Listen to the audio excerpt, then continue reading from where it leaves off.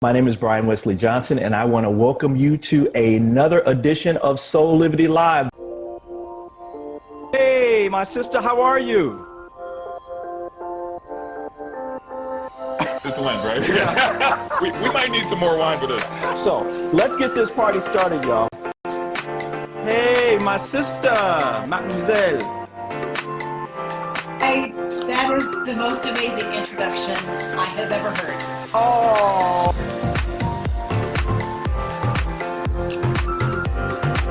Of myself and Madisyn, Brian Westley Johnson. Thank you for joining us on Saturday morning.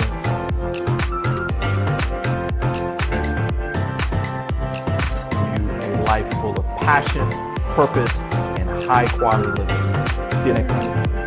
Bye. Due to a technical difficulty with today's show with Don Joseph Goewey. Hello and welcome to another edition of Soulivity Live, everyone. My name is Brian Westley Johnson, and I am so glad you joined us because once again, you picked the perfect moment to get inspired. We have a fantastic show for you today. But before we get started, I want to once again remind you that you can see a replay of this show or any of our other shows by visiting our YouTube channel. Remember to subscribe while you're there. You'll receive alerts and notifications every time we go live. So let's get to today's show, shall we? 2020. It was such a hectic, emotional roller coaster ride for all of us. I don't think any of us expected to be part of a worldwide pandemic. I mean, we couldn't travel anywhere, do the things we regularly did, or even go to see our loved ones for the certainty of putting them at risk. And then there were the protests of Black Lives Matter, ignited by another senseless death of an unarmed African American. I mean, wow, it was a full year indeed. And while all this was happening, Soulivity TV was providing you with programming to help you stay inspired and moving forward. And on Soulivity Live, I was honored to have so many great guests. So we thought we would have you join us and take a trip down memory lane with some of our favorite moments. It was hard because there were so many moments. So we hope you enjoy all the things that we put together. Now remember, we love your comments. So just post any of your comments or even questions to our live chat, and we'll try to get to as many of them either during the show or even after the show. So post away. Now, let's get to our first clip. Though this was in the middle of last year, this interview with astrology coach Sonja Francis still has some really good reasons to pay attention to your intentions this year. I asked her about what we needed to be aware of during the end of 2020 and through the new year. And this was her very, very lovely answer. Enjoy. What are some of the things that we need to do? I mean, specifically now to the end of the year, like what are some of the things that you kind of see that we need to do right now? And then as well as prepare for the new year into 2021, because again, as you said before, we've got all these different shifts happening. We have all these different things happening that are going on, that are going to happen. Yes. It's just whether or not we resist or flow. Absolutely. Yeah, that's key here. One of the things that, astrology is only an interpretation of what we see out there in the universe, right? The way it can manifest in a lot of different ways, and people have free will. Everybody has free will. So each one of us is actually creating how we want that to manifest, right?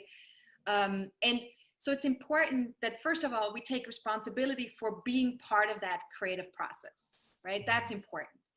The second thing that's important is to make sure that you keep your mind connected to your heart. Because when the mind gets disconnected from the heart, we tend to think things or do things that are not beneficial for everybody involved. And so I always say, one of my favorite things is to ask, spirit, or ask my higher self for whatever is the best for me and everybody else involved. Right? Asking for that, asking for that guidance. And I think tuning in a little bit more, tuning in with ourselves so that we can listen to the guidance that we're getting. Because the physical body is really quite incredible. It's an incredible instrument. Yeah. Every cell of your body is intelligent, and there's intelligence everywhere in your body. So being able to listen to that intelligence is really important, and to not get sidetracked and distracted by everything else that goes on out there in the world, because everyone's going to be dealing with this differently. Everyone has their own way of moving with this. Some people are going to be much more fearful or much more anxious than other people.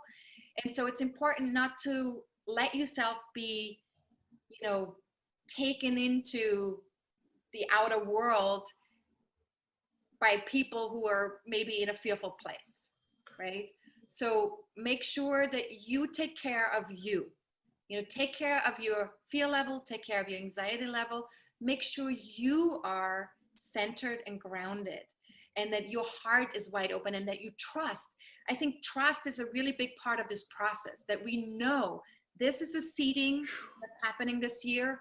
And as we're trusting the process to unfold, and we're doing our best to contribute from a heartfelt place, from a holistic place, we will be able to create a future together that will be way, way better than what we have experienced up until now. And history will tell you, if you look back into history, you will see that even though there are pockets in history that are, where stuff happens that's not that amazing, right? Like wars, violence, or something where things happen that are pretty dark. There's still always the evolutionary process that happens within that. And we need to understand that, and we need to trust that. We need to know that, 100 years ago, people lived very differently than they live right now. And we have so much to be grateful for, and I think gratitude is also a really fantastic tool to work with over this year and over the next year.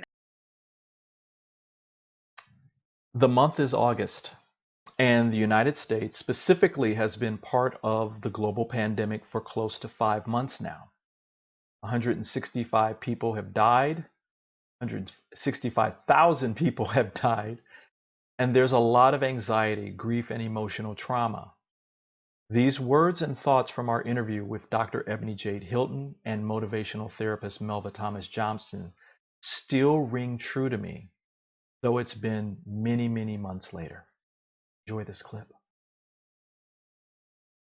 For each of you, I always want to give our audience, or give our viewers something to take away, right? As I said on the top of the show, this isn't just about giving information. I think the information that both of you are giving is totally awesome. I mean, we need to hear it, even if it's hard for us to hear. Need to hear it so that we can make better decisions. Mom used to talk about, know better, you do better, right? And so for each of you, what are one or two things that our viewers can start today that will move the ball forward to us getting past this thing? And Mom, I'll go to you first. I think the first thing is to acknowledge the pain, because this is really painful. When I go out, I wear the mask and what have you. But there are times when I look around and just see the situation that we're in, and I start crying. It's like our lives have come to this, so I would say acknowledge it. And number two, acknowledge it to yourself, and to make sure that you can share your experience with someone else. The third one is be open to being safe and protected, and safe and protecting in all levels of all of this, at home, at the grocery store, everywhere. And I do believe that we're going to get on the other side of this. And we can take a look at, when we get on the other side, the person that we became more of. Thank you for that. Ebony, how about you? What are some things that, that 2 or 3 things that people can do today? All right. Well, that was nice. My thought is that, this too shall pass, and to really rely on your inner peace, but also know to give people grace, because, we wrote a children's book saying we're going to be okay.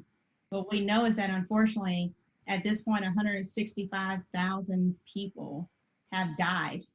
And some of those are someone's mother and father, and they may be a tiny little kid, and their life will never be what it was ever again. And the grief process that people go through may express itself in different ways, and that we have to start thinking more so on the scale of what's best for my community. And when I say community, I mean literally our global community at this point, but definitely the community in which you live and reside. How do I do things that might make me feel uncomfortable? You see people say, well, I can't breathe in this mask. Okay, then maybe you only need to go out to the grocery store for 15 minutes, and maybe you don't need to walk through the mall casually, right? Because it's literally costing people their lives. And for some people, seeing other people without a mask on now is a very big trigger for them, because if they have lost a family member, if they have lost a sibling who they had to see their final days not being able to breathe, and they see someone taking that kind of lightly in their grief process, it may hit them in a spot that they didn't even know was still very much sensitive for them. So I think point 1, 2, and 3 for me would be to think outside of self. And honestly, if we can band together as a nation, we can get through this. We will never be the same. We will never look the same. And maybe that's a good thing in some ways, because maybe this will force us to start thinking literally as the United States of America, and not as our individual pockets of whatever privilege we decide to hold on to for that moment in time. So, wow, thank you both. Yeah. This has been awesome. This is exactly what I wanted to give our audience today. Just to make, wow. Now, in Daily Om founder Madisyn Taylor's book, which is Unmedicated, excuse me, she courageously describes her deep connection with her personal journey of battling mental illness and coming to cope with her past pains. In this clip, we talk about when she had her very first panic attack. And I mean, everybody, she was very, very, very young. So enjoy this clip. It's very powerful. You talked about the rabbit hole. The rabbit hole for you started, I mean, early. I mean, I was kind of teary, got emotional. I mean, just in the first few pages, because again, you really go deep and you really open your heart and tell people what your journey was from when you were a child. So like, when I look back at my childhood, I see so many early signs that I was in trouble and particularly vulnerable to being unwell. My body tended to react to mental distress with physical illness in one form or another. My first panic attack happened around the 3rd grade.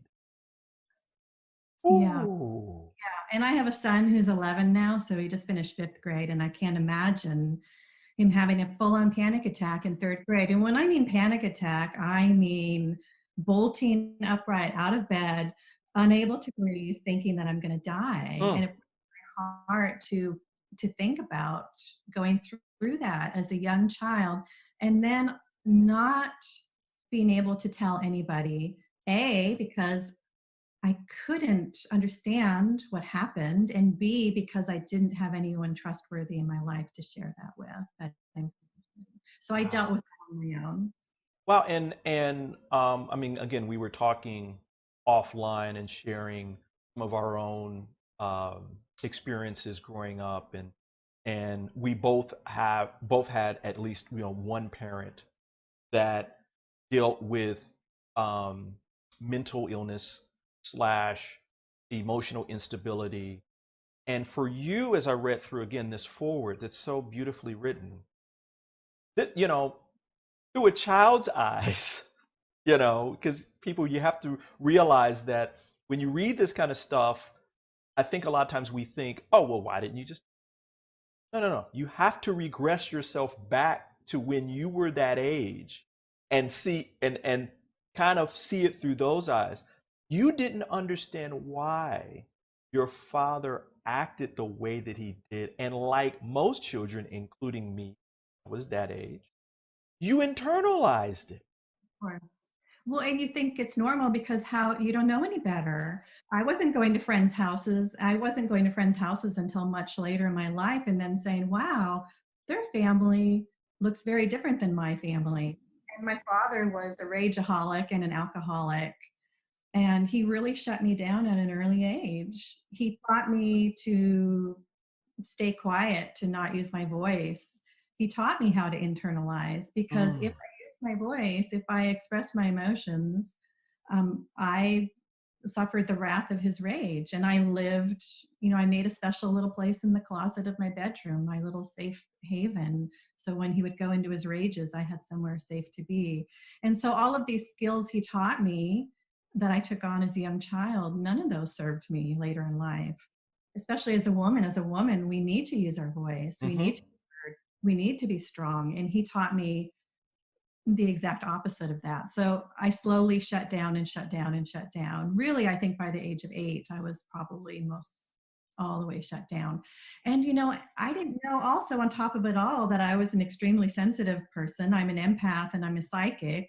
So I've got all these feelers out constantly. And so when I met with rage from a human that's supposed to be loving me and that I'm scared to death of, imagine what that does to a normal kid, let alone a super psychic sensitive child who also knew nothing of what that meant on top of it all. Right.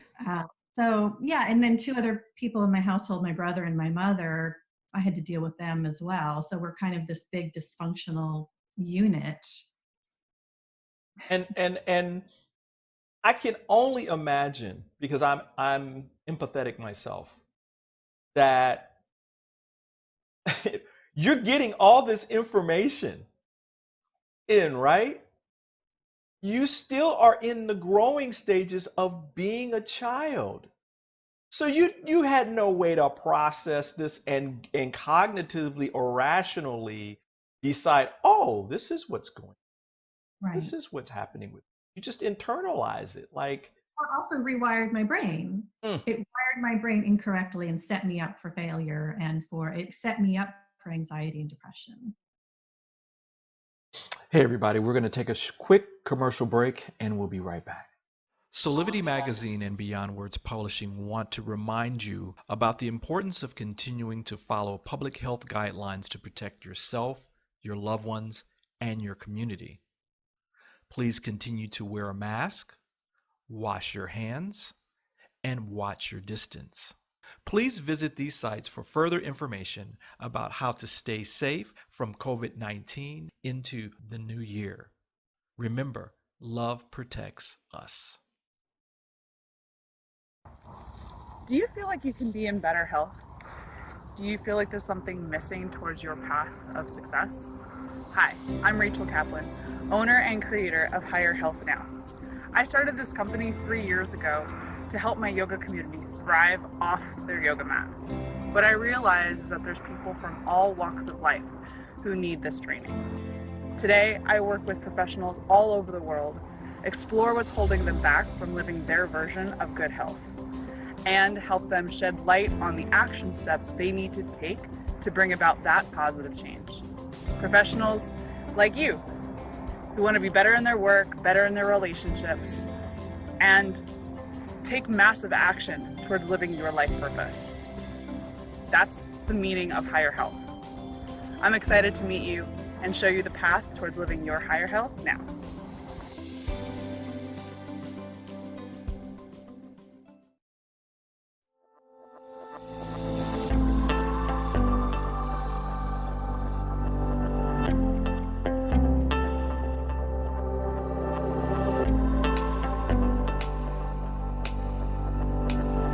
join Soulivity Magazine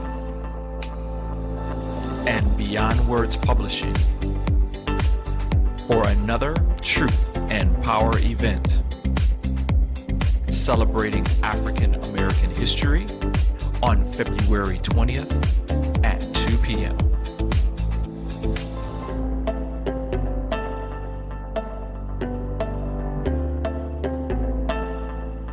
We'll see you then. And we're back. We're going to continue with our best of 2020 with another great clip. I just love Dr. Kathryn Tristan. And she wrote one of my favorite books for the year, and it's called Why Worry? And I asked her specifically, what drove a research scientist to write a book about worrying and other coping mechanisms? And of course, she had the perfect and lovely answer. So enjoy this next clip. Man, I am loving this book. I am really, really, really loving this book. Before we start digging into this, what made you write this? I mean, what was your inspiration? Where, I mean, you're a research scientist. You study the immune system, as I was saying in the opening.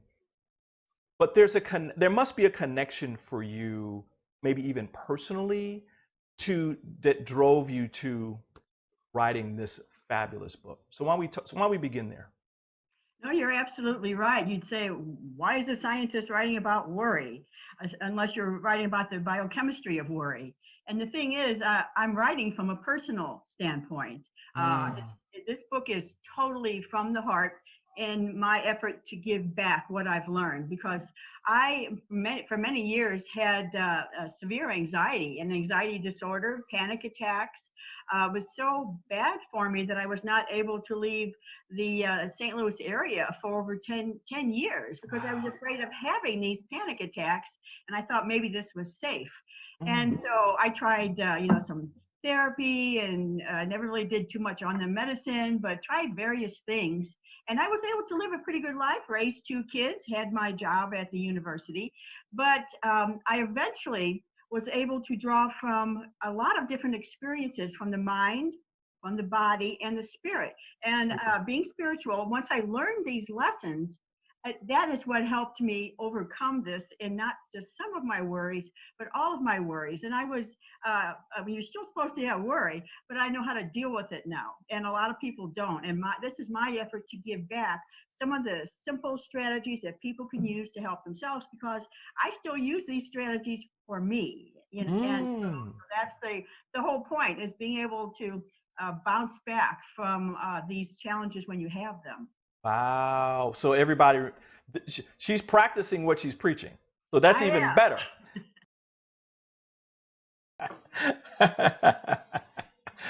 Wow. See why I love her?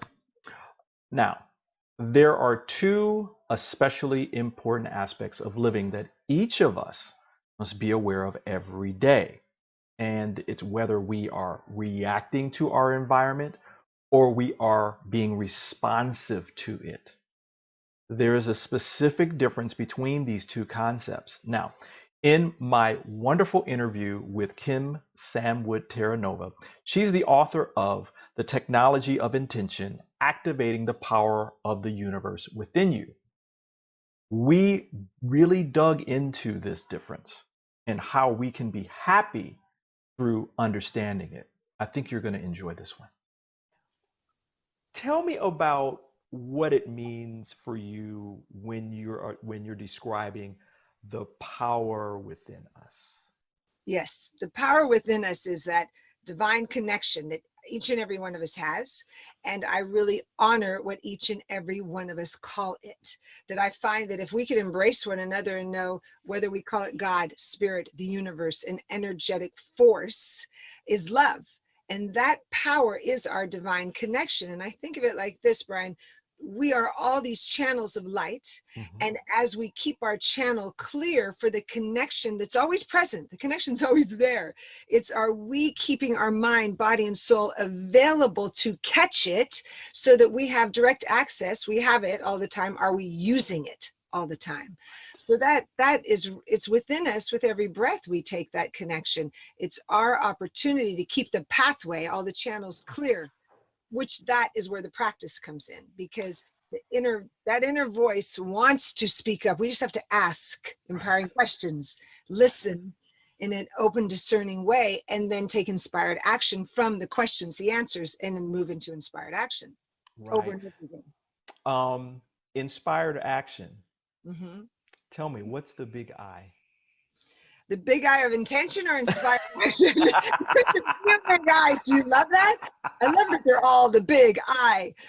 Inspired action is not just moving forward to check off a to-do list. I'm a great doer, and I had to learn how to come from my being nature, first within. So that's that divine connection within each of us. To learn how to listen to that being so that my action isn't just a human doingness for outcome.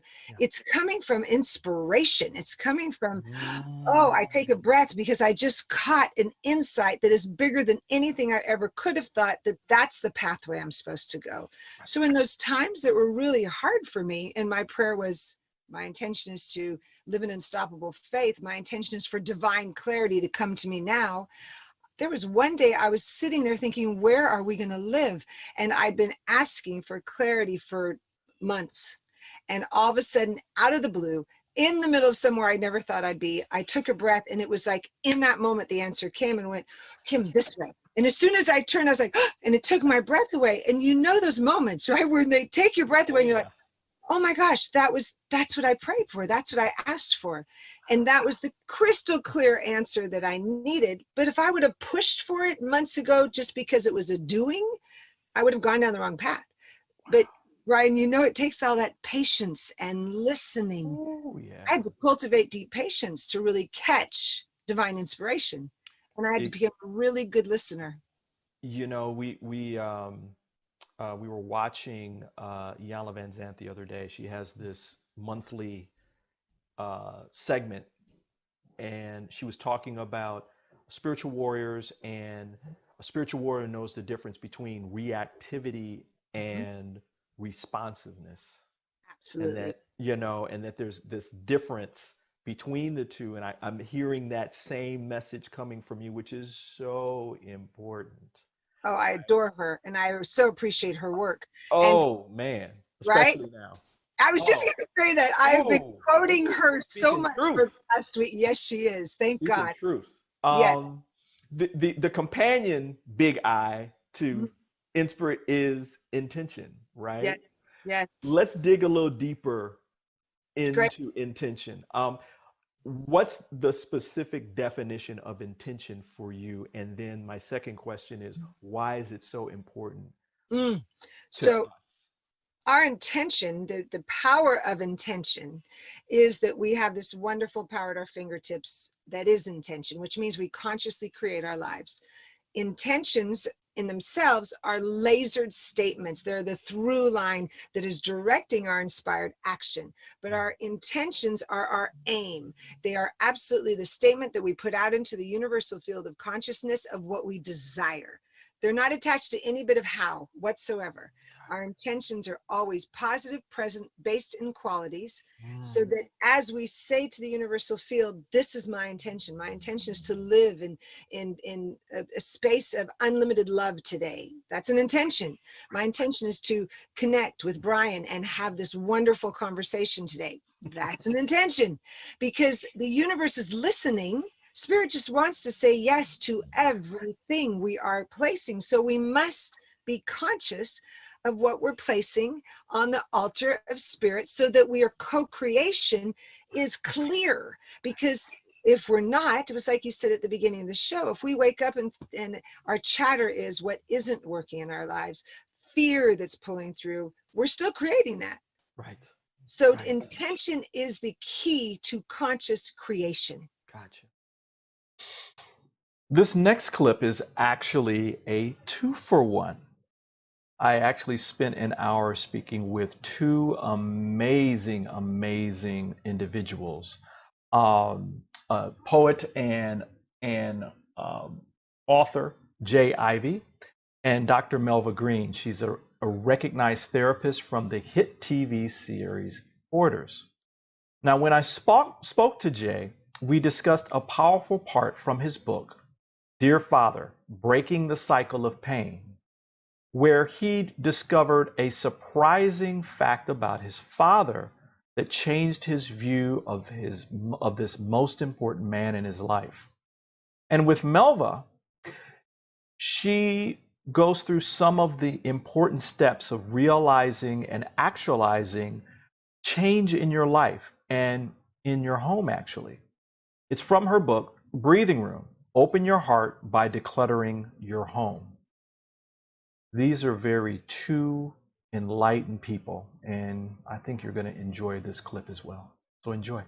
I remember something in the book where you had, I guess, either you hadn't seen your dad in a while. Yeah.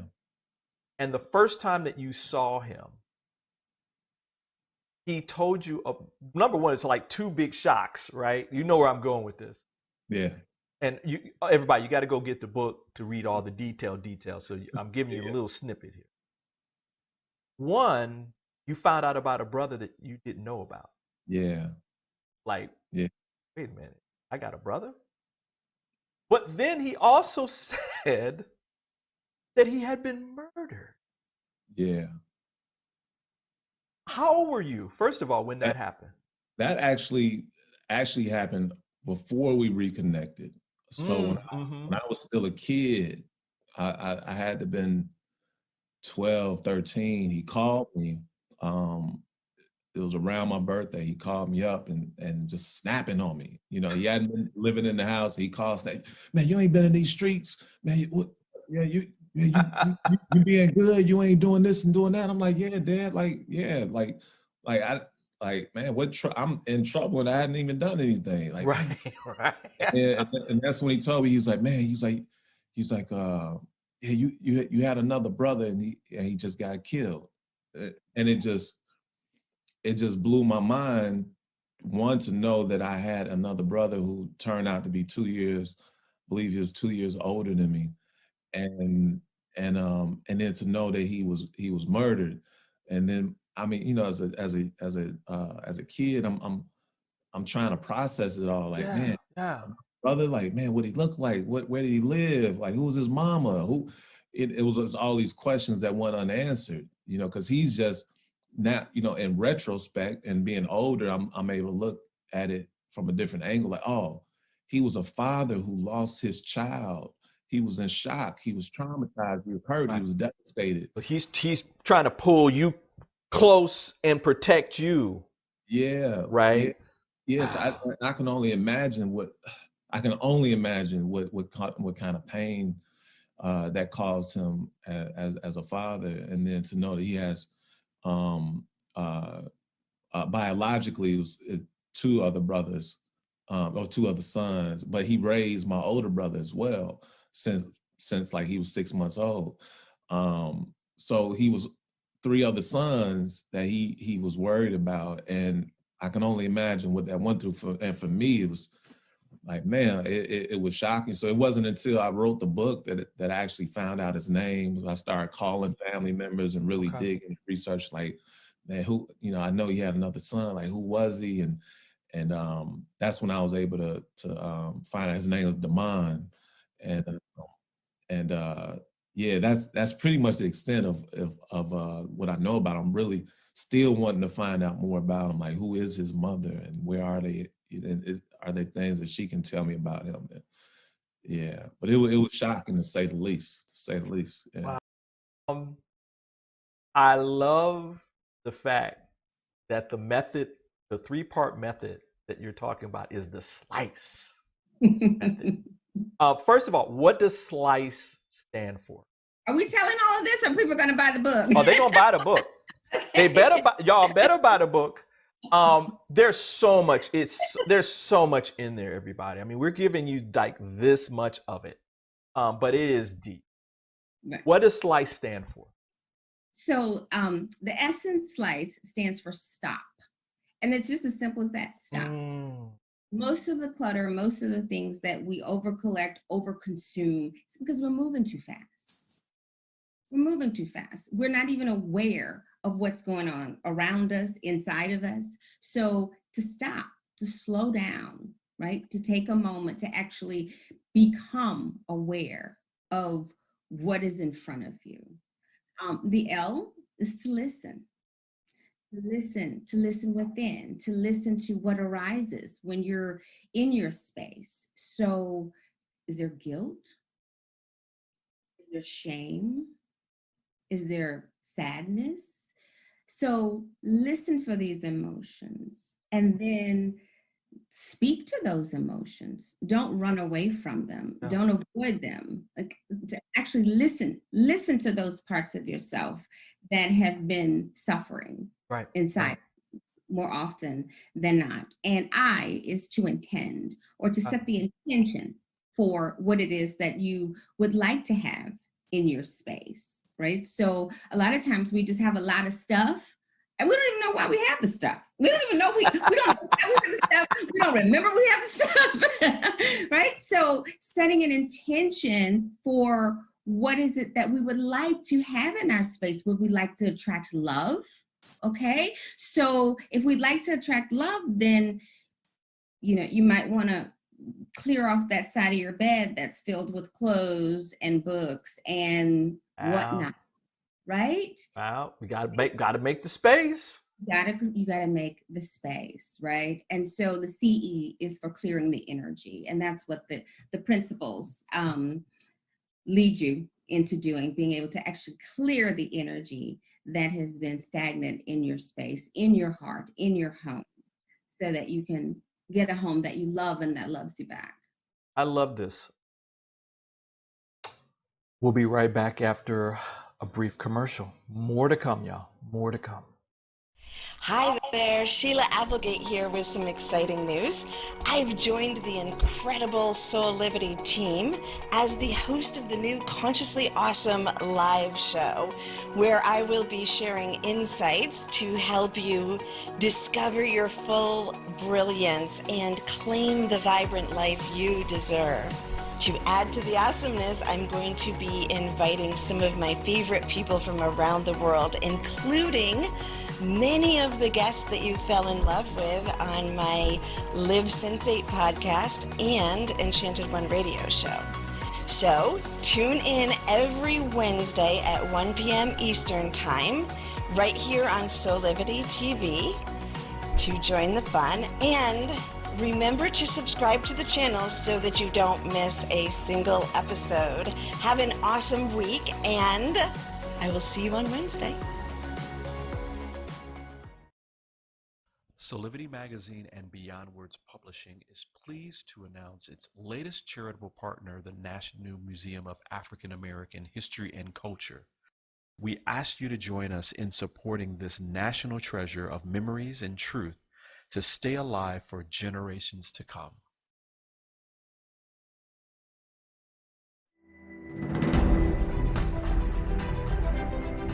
Creating this museum gives us a chance to make manifest the dreams of many generations.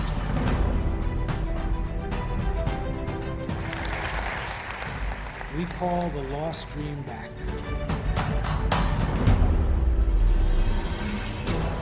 This is a milestone moment not only for the Smithsonian, but for the United States.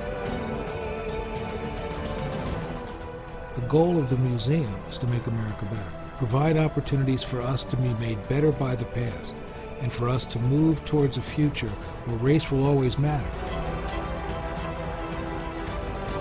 They will find that those ideals are only met through sacrifice and struggle, and a belief in a better day.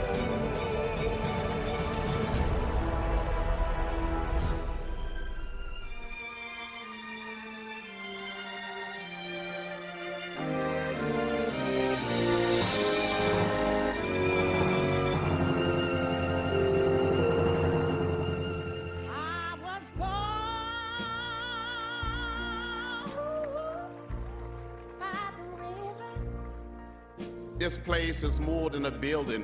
It is a dream come true. History, despite its wrenching pain, cannot be unlived. And by knowing this other story, we better understand ourselves and each other. I, too, am American. We ask you to join us in supporting this national treasure of memories and truth to stay alive for generations to come.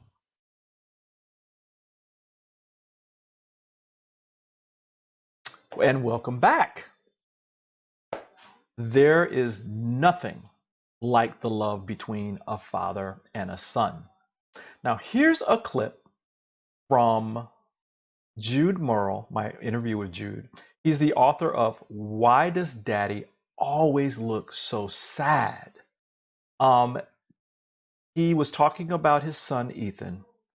It's so heartfelt and it's so warm. I had to include it as one of our memorable interviews for 2020. This is just a wonderful and powerful segment. And it's pretty funny too. So enjoy. Question. Who is Ethan? Ethan is my hero. He is my son. He was born on the 23rd of July, 2013. And before Ethan was born,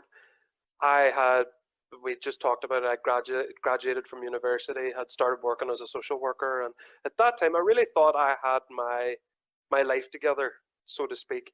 And my perception of being autistic was that it was something for children. It was something that I'd merely grown out of because I had become a college graduate. I had learned to drive a car and learned to live very independently. And whenever Ethan was born, it was a huge life change for me. As much as I love and adore my son, the change of fatherhood, and it's not really a clear landscape that you can see very far in the distance. For me, it was quite foggy and I didn't really know what to expect, and everything was so far ahead. And I mean, babies don't stay babies forever. They learn to walk, they learn to use the bathroom, they learn to eat different things. And it was just this constant cycle of change, because the first 3 years of any child's life is jam-packed. Mine was jam-packed too. But whenever I was, raising Ethan, it was very difficult because of that constant change. And a lot of the feelings that I had whenever I was small started to come back. The self-doubt started to come back. It was, I'm not really managing this change well, and it nearly made me not feel good enough. And this was a common theme with me, and the kind of the struggle was so apparent externally that Ethan actually asked my mother the now iconic question, that one there. What? So wow. So that was where the title of the book actually came from. And it was then where I made a start on my own acceptance journey, and I knew that I couldn't continue to struggle and view my life negatively forever.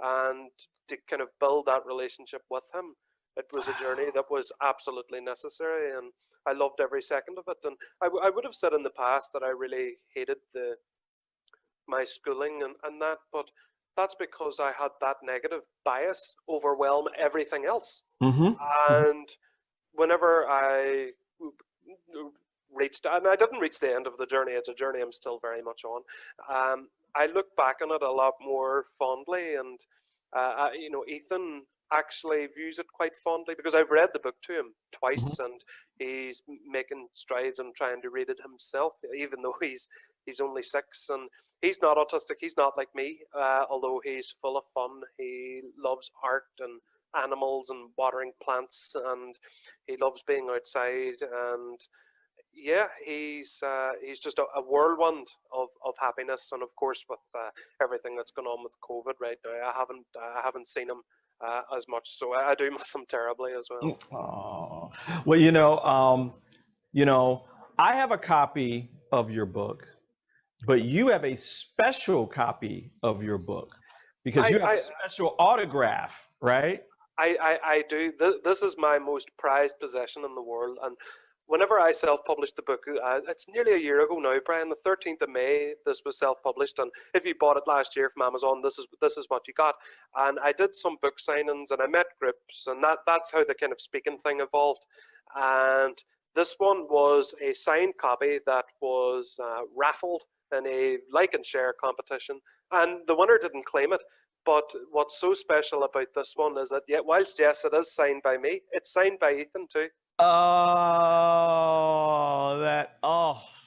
And it's like a time capsule because Ethan's handwriting's so much better now. He can write much better than that. That's the 5-year-old Ethan's autograph there as it is, and it's just like a time capsule as to that time whenever the actual book journey itself started. Oh, didn't you love that? I always love that one. Now, we have one more quick clip to go with the time that we have left. And this one's really, really deep and really, really special. It's a little longer than the other ones. Amidst the ever-growing crisis of the pandemic, another painful blow was struck with the brutal death of George Floyd at the hands of police. This event struck at a trauma which ran deep across specifically the Black community, but the global community as well. Last year, Elaine Clayton, author of the book Making Mark, The Art of Intuitive Stream Drawing, and Katie Silcox, who's the author of Healthy, Happy, Sexy. They both joined me, and we had this discussion that was on the opportunities that exist for us to learn, grow, and heal during this unique period of our experience. This is a very, very, very, very powerful conversation. It's funny that you talk about, Katie, that you were talking about, making sure that we were moving through this and into a deeper understanding and what's next, because that was my next question. Where do we go from here, right? I think, Elaine, you were talking before about some of the opportunities that exist in this moment. Because, Katie, I think you were alluding to this. While there is pain, while there is these uncomfortable feelings, while there is these structural things that have been around forever, there's also opportunities that always exist for us. We just needed to choose them, right? You know better, you do better, right?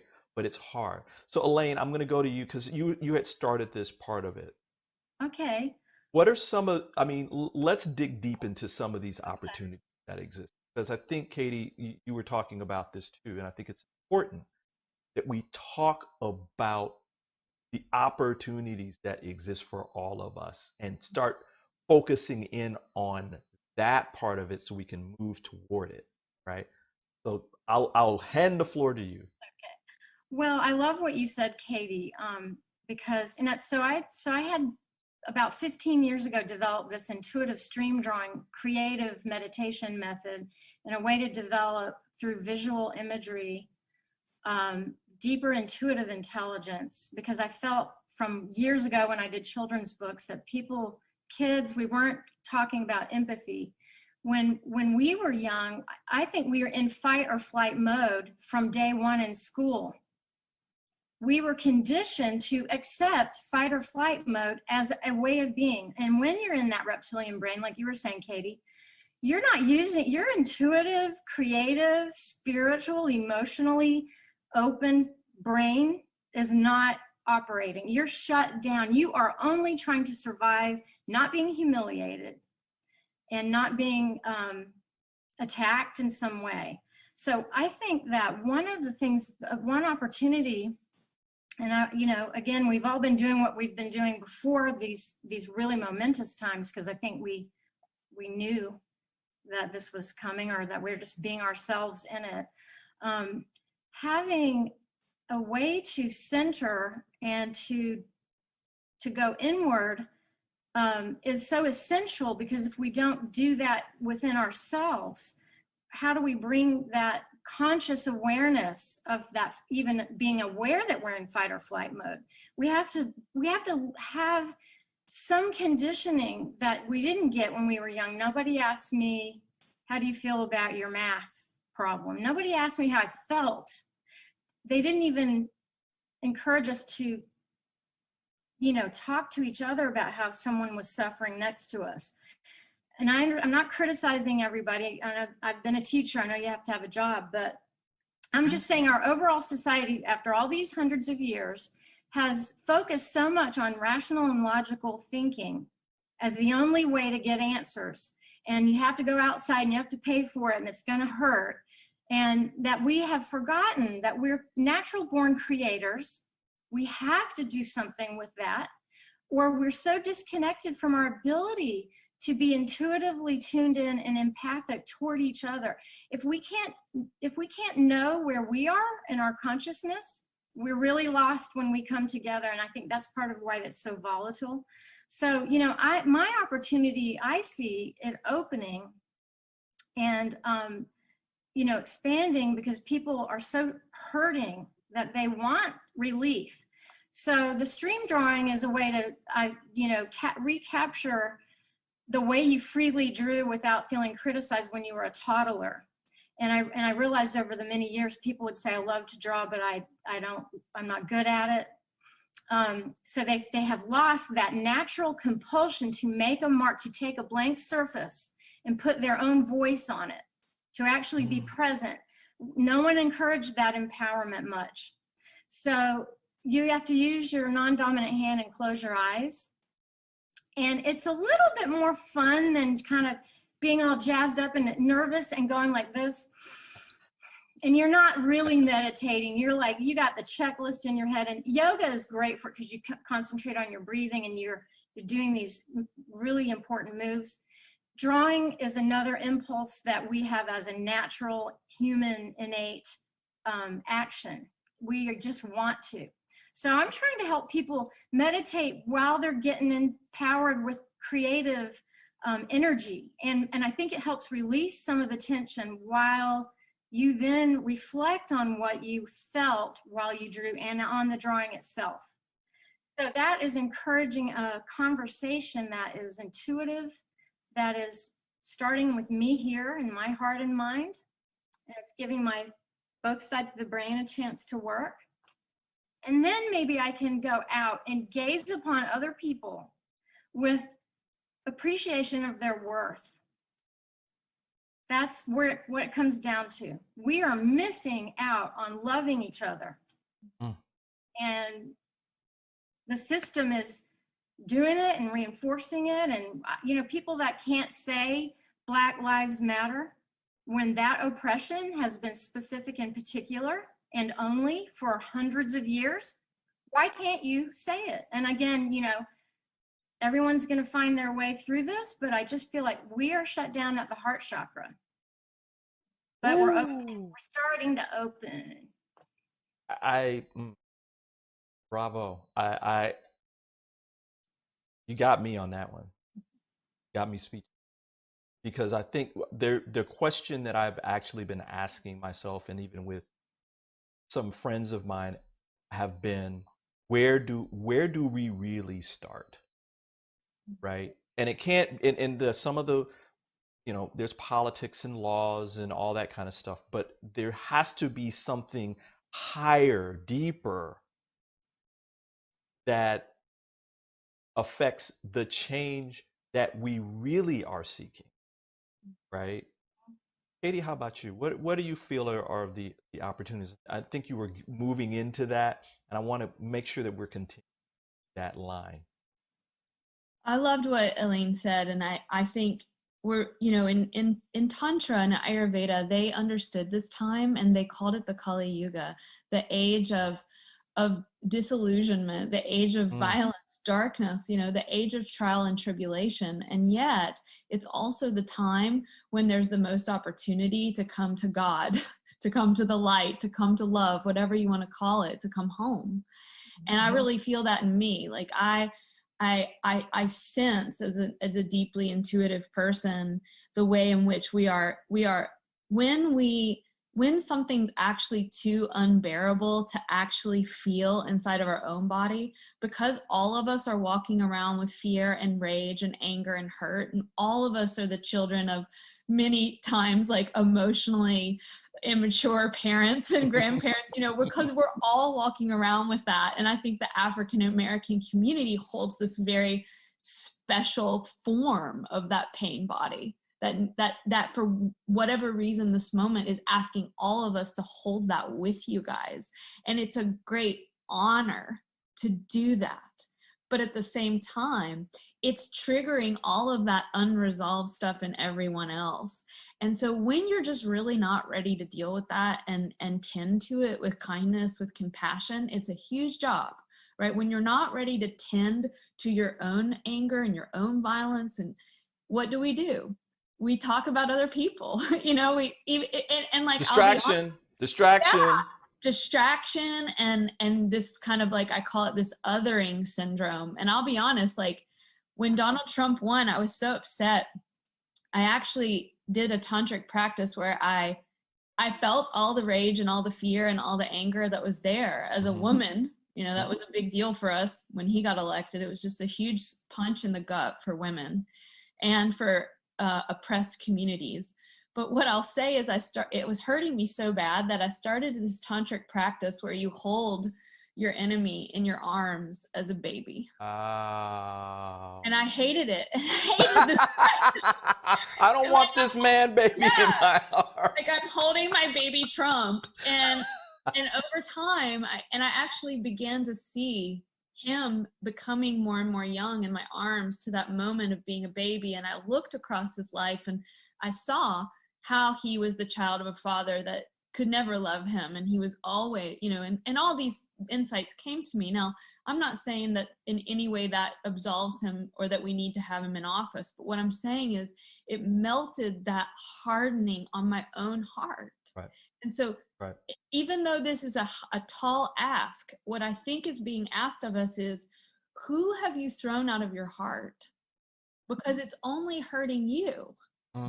You know, and I think, you know, I could say so much about this, but like what began to happen was I began to feel better.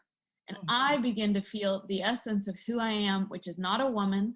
It's not a woman from the South. It's not a white lady. It's not all those labels, right? Author, yoga teacher. It just began to be that I began to identify with the part of me that is completely unchanging, which is, as Elaine said, love. And the second thing I want to say is I have something, I'm actually don't really teach yoga anymore. I have something called body church.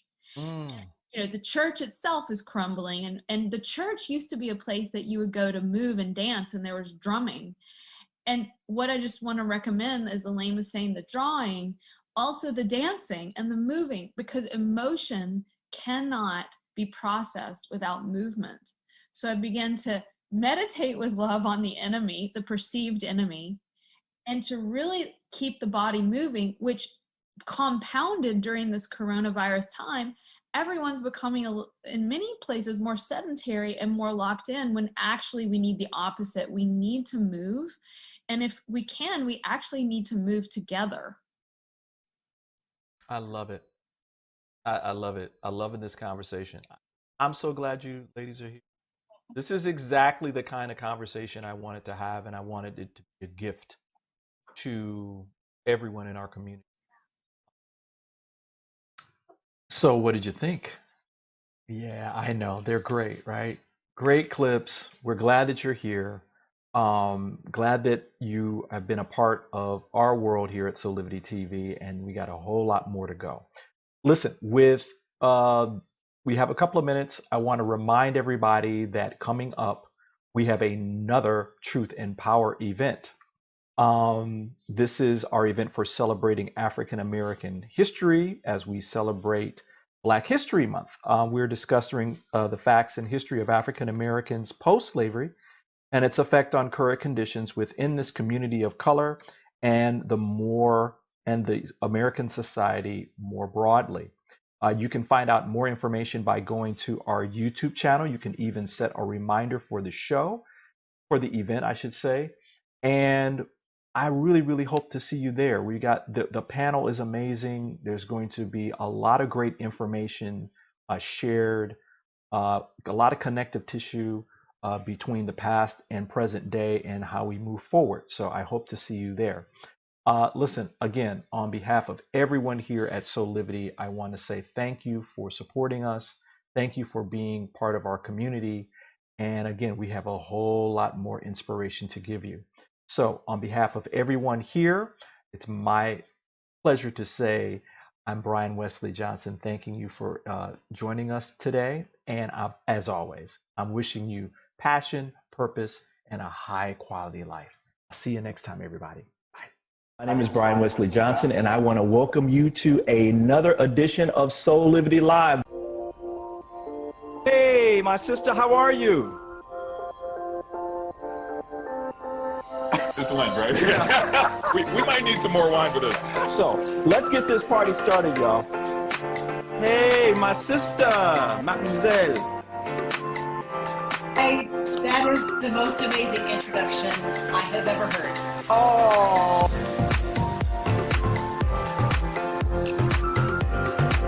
Of myself and Madisyn, Brian Westley Johnson, thank you for joining us on Saturday morning.